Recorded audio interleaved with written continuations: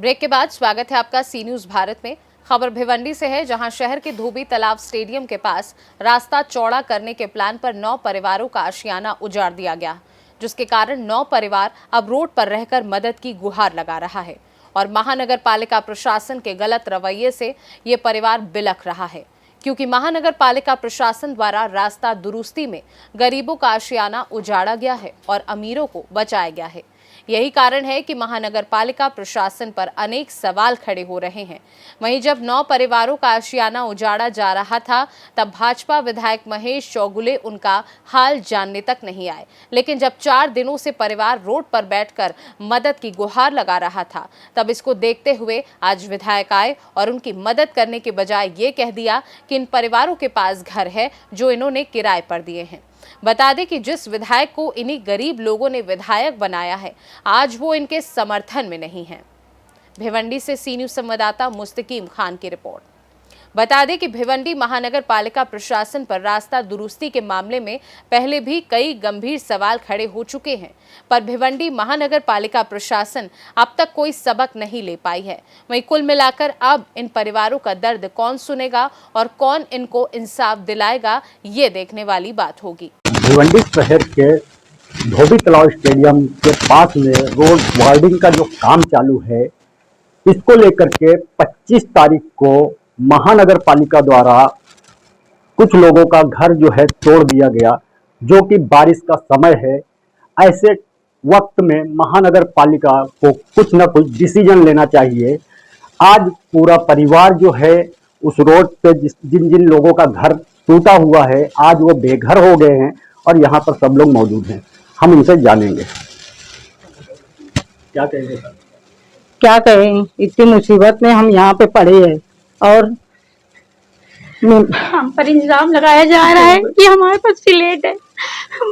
MLA साहब, आपसे विनती है, अगर जिसने आपको कहा है हमारे पास स्लेट है तो उनसे कहिए कि हमें प्लेट दे दे, हम वहाँ शिफ्ट हो जाएंगे। हमें गवर्नमेंट से फिर कोई मदद नहीं चाहिए। हमारे पास प्लेट होता तो हम यहाँ क्यों बच्चे का चले गए भीगते पड़े रहते। विनती है एमएलए साहब, आप प्लीज आप आगे हाथ जोड़ते हैं। हमारा जिसने आपसे कहा है हमारे पास प्लेट है तो उनसे कहिए हमें प्लेट दिला दीजिए, हम वहाँ शिफ्ट हो जाएंगे। यूं इस तरह लोग सामान यहाँ पड़ा है, कोई कहाँ कोई यहाँ, सब यहाँ वहाँ बिखरे हैं। अगर हमारे पास प्लेट होता तो हम ऐसे रहते। प्लीज हमारे ऊपर इल्जाम ना लगाए कि हमारे पास प्लेट है। हम मुसलमान पैदा हुए हैं, मुसलमान मरेंगे। उस अल्लाह पाक की कसम और उसके किताब पाक कुरान की कसम, हमारे पास कोई प्लेट नहीं है। अल्लाह हमें तो ये जो महिलाएं जो आज रो रही हैं, बिलक रही हैं, इसका मेन कारण ये है कि जो एमएलए, जो इधर के एमएलए हैं, महेश चौगुले जो भाजपा के एमएलए हैं, उन्होंने 25 तारीख की कार्रवाई हुई 25 तारीख को, तब तो वो नहीं आए और आज पहुंचे इनका दर्द जानने के लिए, तो ऐसा आरोप लगा के चले गए कि इनके पास फ्लैट है पर ये अपने घर में नहीं जा रहे हैं। आज इनके आंसू को देख करके क्या उन नेताओं को शर्म आएगी जो इस तरीके की राजनीति करके ऐसे गरीब परिवार पर आरोप लगा देते हैं। सवाल ये है कि क्या जब इनका घर टूट रहा था उस वक्त ये एमएलए साहब कहाँ थे? क्या उन्होंने जानने की कोशिश किया कि ऐसे बरसात के वक्त में इन परिवारों का घर उजाड़ना ठीक है या नहीं? और भी लोग हैं, उनसे भी जानना चाहेंगे। कैसा महसूस हो रहा है, आप लोग यहाँ पर हैं? बहुत बुरा।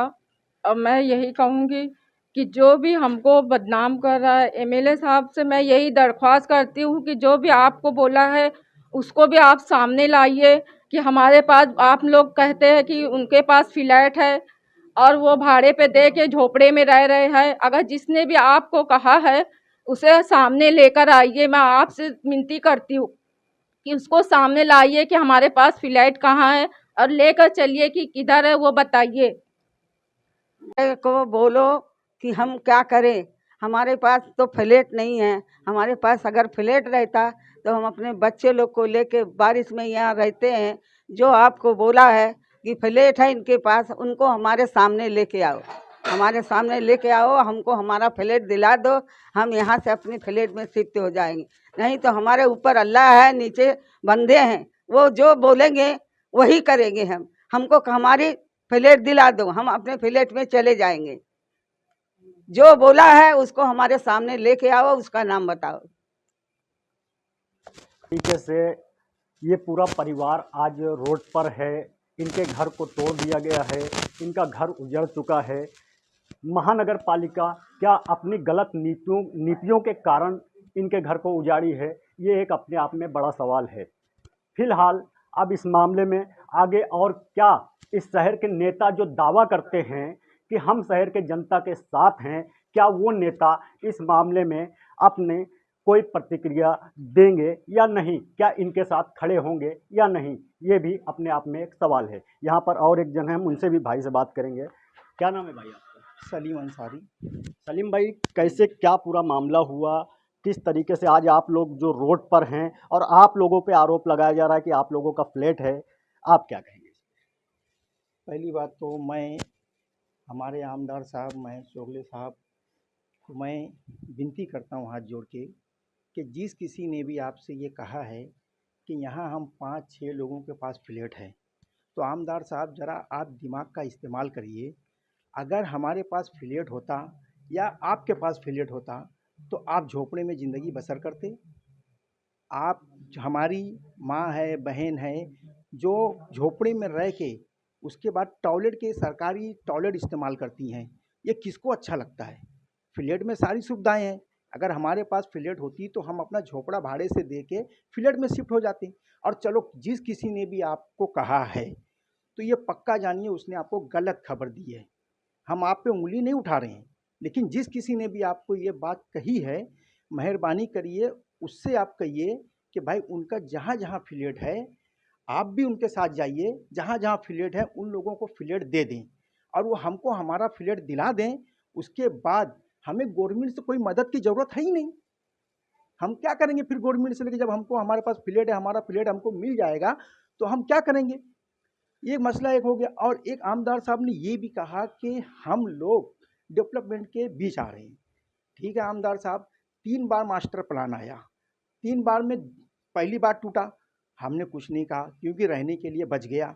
दूसरी बार आया फिर टूटा, हमने तो कुछ नहीं बोला, हमने डेवलपमेंट का साथ दिया। पहली बार दिया, दूसरी बार दिया, क्योंकि दूसरी बार में भी कुछ बच गया, हमारा सर छुपाने की रहने की जगह थी। तो तीसरी बार में जब साफ हो गया, जब एकदम अब रहने की जगह है नहीं, तो हम आवाज़ उठाने का हमारा हक है कि नहीं है? पहली बार तो आपको हमारे साथ खड़े रहना चाहिए। अगर वो सोचते हैं कि हम लोग वहाँ पे बैठे हैं लोगों से पैसा वसूलने के लिए, तो आमदार साहब मैं आपको एकदम साफ साफ बता देता हूँ कि अहमद भाई और याकूब भाई कल हम आए थे, वो 2 लाख रुपया लेकर आए थे कि अगर इसमें तुम्हारा कुछ हो सकता है तो करो, हम हैं ये, आप लो। लेकिन हम लोगों ने उनको साफ इनकार कर दिया कि हम लोग इसके लिए नहीं बैठे हैं, पैसा वसूलने के लिए नहीं बैठे हैं, हम लोग अपने हक के लिए बैठे हैं। जो हमारा हक मारा जा रहा है, और जो मार्जिन की बात कर रहे हैं आमदार साहब, जो मार्जिन की बात कर रहे हैं कि कुछ ना कुछ सब पे मार्जिन है, आमदार साहब आके हमको दिखा दे सामने वाली बिल्डिंग की मार्जिन। वो खुद आके दिखा दें कि देखो सामने वाली बिल्डिंग की ये मार्जिन है, सामने वाली बिल्डिंग की मार्जिन 0 है और हमारा 3 मीटर के अंदर घर, जबकि हमारा सिर्फ 3 फीट जाना चाहिए था और 7 फीट बचना चाहिए था। ये मार्जिन, ये रियल मार्जिन है। और आमदार ये भी बोल रहे हैं कि प्राइवेट इंजीनियर लाओ, प्राइवेट इंजीनियर लाओ। हम लोग की शकल सूरत देखो, हम लोग प्राइवेट इंजीनियर का जो खर्चा है हम लोग संभाल सकते हैं क्या? नहीं तो आप ही दे दो अपने तरफ से प्राइवेट इंजीनियर, और जानकार आदमी दे दें कि भाई इन लोगों के साथ जाके जरा नपनी करा लो, देख लो क्या है क्या नहीं है। ये नपनी अगर हो गया भाई, सच्ची बात बताता हूँ, नपनी हो गया तो डेवलपमेंट प्लान के ऊपर उंगली उठेगी। उंगली इसलिए उठेगी कि अगर इसमें कुछ कम ज़्यादा निकल गया तो पूरे भिवंडी के डेवलपमेंट मास्टर प्लान के ऊपर उंगली उठेगी और हर जगह से शहर के अंदर तहलका मच जाएगा। अब दूसरी बात जो उन्होंने कहा कि भाई अपना उनका फ्यूचर जैसे था तैसे निकल गया, ठीक है, वो तो बोले हमारा फ्यूचर जैसे था निकल। बच्चे के बारे में सोचो, बच्चे के बारे में आदमी जब सोचेगा जब उसको रहने के लिए घर होगा। तुम तो बच्चे को रोड पे ला दिए, सर पे से छत चला गया, जमीन चली गई, तो बच्चे का फ्यूचर कैसे सोचेगा आदमी? बच्चे का फ्यूचर तो वैसे ही चला गया। अब बंदा कमाएगा, फिर बंदा घर बनाएगा, तो बच्चे का फ्यूचर नहीं लाए, कहाँ से बच्चे का फ्यूचर बनेगा? आप खुद ही सोच लो। बस इतना मैं कहता हूँ कि जिसने भी कहा है कि फ्लैट इन लोगों के पास है, मेहरबानी करके उसको आप आगे लेकर आइए। इसमें फुल सियासत 2 लोगों की है, 2 लोगों की फुल सियासत है। इसमें शकील पापा कोई रोल नहीं, मुख्तार मोहम्मद अली खान का कोई रोल नहीं, लेकिन इरफान वारमेन और लुमान सेठ, इन लोगों का किरदार है। क्योंकि उनका बंगले से हमारा झोपड़ा निकल गया, उनका बंगला फ्रेंड पे आ गया, वो सामने आ गए, और इरफान वारमेन भी उनके चहीते हैं।